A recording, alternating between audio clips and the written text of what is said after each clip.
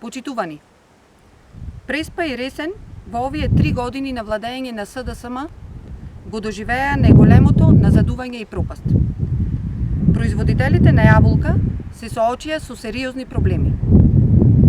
Каде е инвестицијата госпоѓо Шекеринска за капацитет за сместување на 40.000 тони јаболка? Кажете им на ресенчани како и колку овие години државата го плаќаше јаболкото. А може и да им го покажете откупниот центар што го изградивте. Големите ветувања за нови водоводни мрежи останаа само празни зборови и уште една можност за досетливоста на СДСМ пак да ги ветува. Но ресенчани и Преспа знаат дека добија само повисока цена за водата и рестрикции.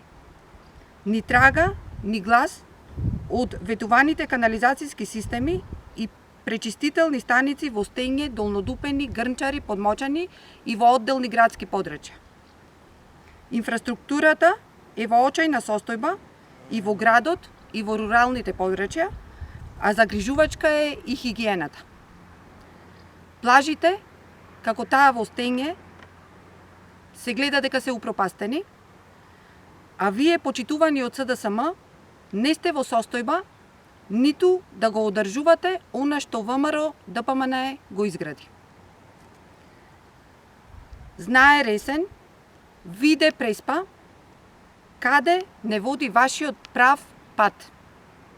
Сигурни се дека од ова досега може само повеќе и подобро да ги зголемите личните бенефити и уште повеќе да не заглавите во економска катастрофа, сиромаштија, а за жал, овде не одмина и сериозната здравствена криза со COVID-19 заради вашата неспособност. Затоа, заедно на 15 јули да излеземе и масовно да го заокружиме бројот 14 за обнова на Македонија, за обнова на Ресен и Преспа.